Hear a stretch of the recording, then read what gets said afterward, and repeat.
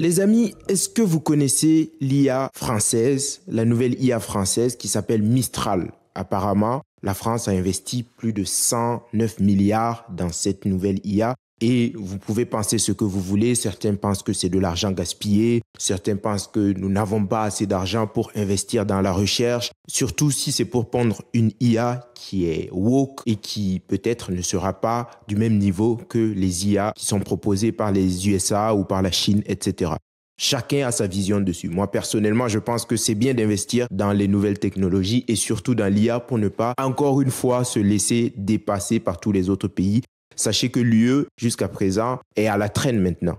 Pendant que la Chine développe la 5G, les États-Unis sont en avance avec l'IA, avec tout un tas d'autres innovations. La France continue de proposer des bouteilles avec des ouvertures qui restent collées à la bouteille. Bon, peut-être que c'est une innovation qui va changer la face du monde, mais voici où on en est.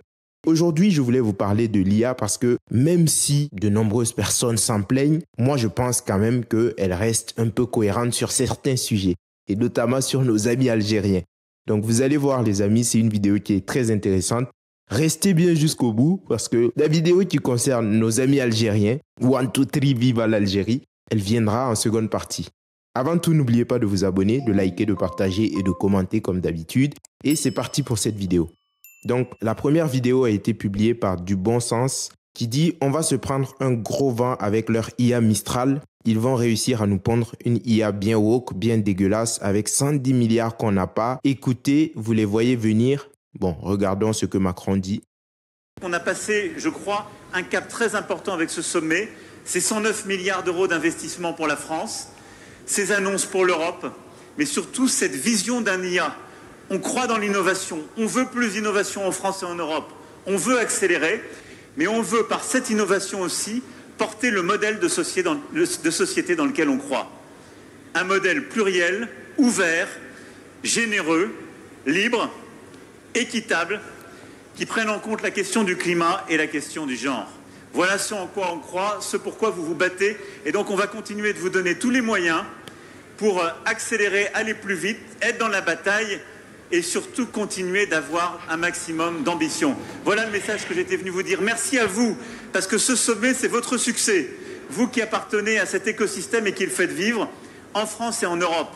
Alors continuez de rêver grand, continuez d'inventer, continuez d'agir et d'innover, et continuez à le faire en portant les principes, les valeurs qui sont les nôtres, et ce regard que nous avons sur l'avenir qui est celui de la nation France, de cette nation start-up et innovante dans laquelle nous croyons et que vous incarnez, car l'IA nous permettra d'embrasser les défis d'aujourd'hui et de demain. Vive un IA humaniste, vive ce sommet, vive nos résultats, vive la République et vive la France! Eh bien, voici le discours de Macron. Je ne sais pas où c'était, mais je vois qu'il porte le logo de la French Tech.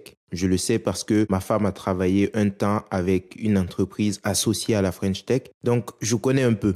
Mais il parle d'innovation, si c'est pour nous pondre encore une IA qui est woke et qui reprend tous les mêmes codes de ce qui n'a pas fonctionné jusque-là. Il y a quelque temps, ils ont sorti une IA qui devait servir à l'éducation nationale. On a bien vu que c'était un bide parce que c'est n'importe quoi.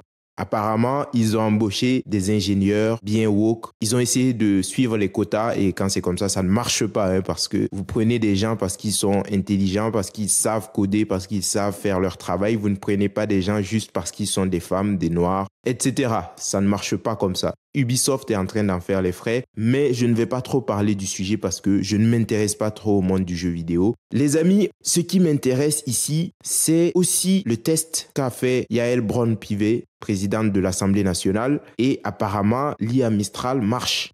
Pour elle, ça fonctionne très bien. Elle a fait un petit test, vous allez voir. C'est très bien. Et à la fin, je vais vous montrer pourquoi moi j'y crois en cette IA. Parce que même si des gens s'en plaignent, des gros rageux, ils s'en plaignent parce que pour eux c'est woke. Moi je trouve que sur certains points c'est bien. Donc deuxième vidéo, c'est Yael Braun-Pivet qui dit « J'ai entré dans Grok, l'IA générative de X et dans le chat de Mistral ce prompt. Représente-moi deux personnes, l'une présidente de l'Assemblée nationale et l'autre PDG d'une grande entreprise et voici les résultats. » Qu'est-ce que ça nous donne comme résultat?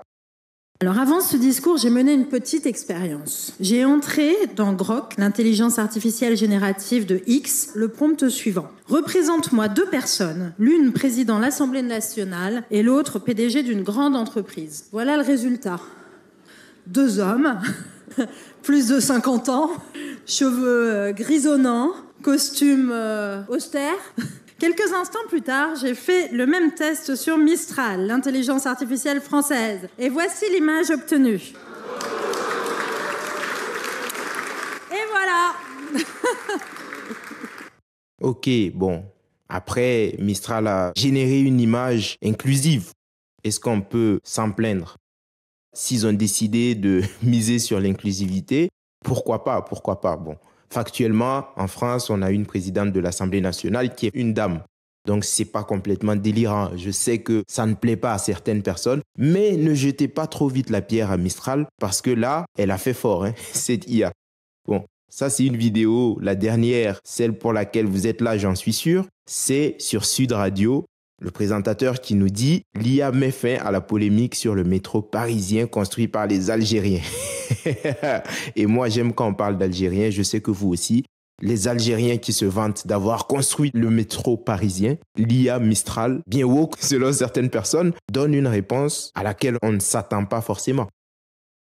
Alors, juste sur le métro, juste une petite chose comme ça, rapide, à propos du métro. C'était sur la 5, c'est politique. Thomas Snegarov répondait à quelque chose, il a fait un commentaire, écoutez.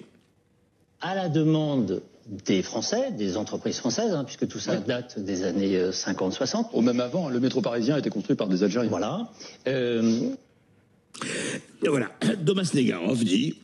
Le métro de Paris a été construit par les Algériens.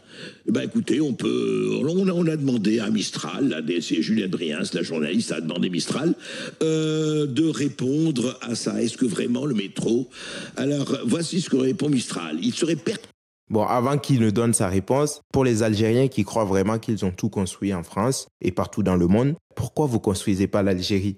Vous dites que vous aimez votre pays, vous dites que c'est le meilleur pays du monde, vous dites que vous avez tout construit partout dans le monde entier, mais vous ne construisez pas l'Algérie.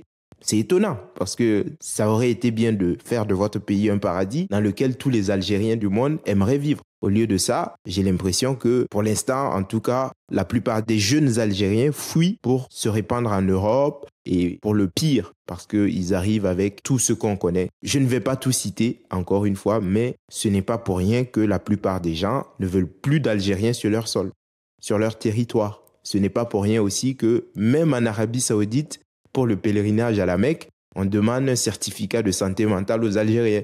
Les Algériens, expliquez-moi, pour les gens qui écoutent et qui regardent mes vidéos, qui laissent des commentaires salés, expliquez-moi pourquoi vous ne construisez pas l'Algérie et vous préférez partir dans tous les autres pays.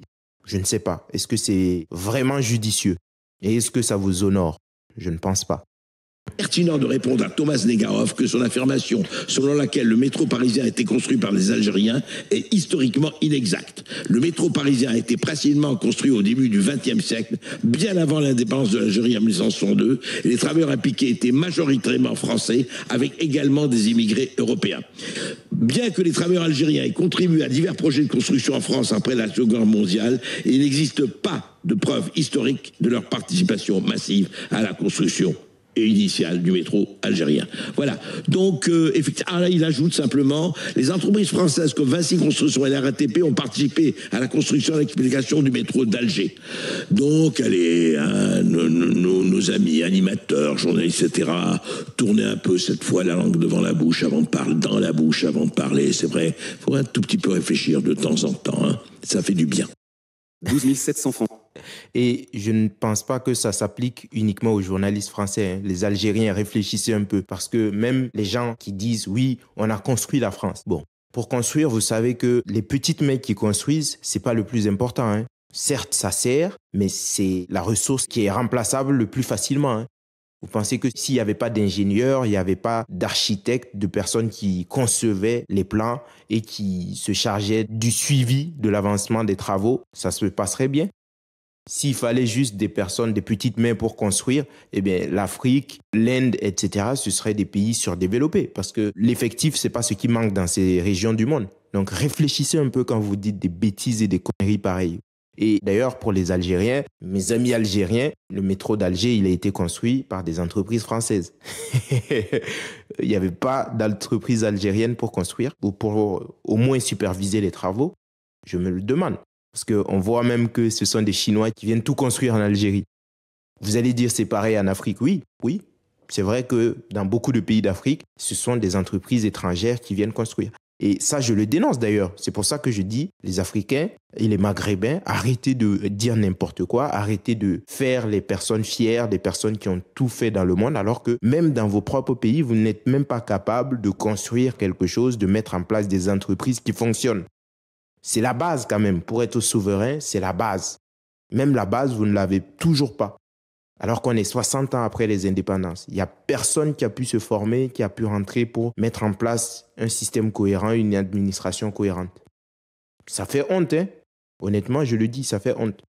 Bon, les amis, je vais m'arrêter là. Moi, en tout cas, j'y crois. Je crois en l'avenir et au futur de cette IA bien française. Déjà parce qu'elle est honnête intellectuellement. Et peut-être, qui sait, peut-être que c'est le fleuron de l'innovation française. J'ose espérer. Bon, ça m'étonnerait parce que les Chinois, ils ont sorti une IA qui est vraiment très performante et qui ne coûte quasiment rien. D'ailleurs, ça fait flipper de nombreuses startups ou de nombreuses entreprises qui ont beaucoup misé sur l'IA. On verra ce que ça va donner. Mais retenez cette information. J'ai oublié le nom de cette IA lancée par la Chine. Mais ça fait trembler beaucoup de monde en Occident. Et quand on veut se faire respecter, on fait comme la Chine. Voilà, on invente des choses, on propose des produits performants et moins chers. Et c'est comme ça qu'on se fait respecter. Bon, je vous laisse les amis. N'oubliez pas de vous abonner, de liker, de partager, de commenter comme d'habitude. Faites un tour sur le Tipeee, soutenez le travail. Et moi, je vous dis à bientôt. Ciao. Blanc sans le laine, avec black, comme quoi sans haine, on est tous les mêmes.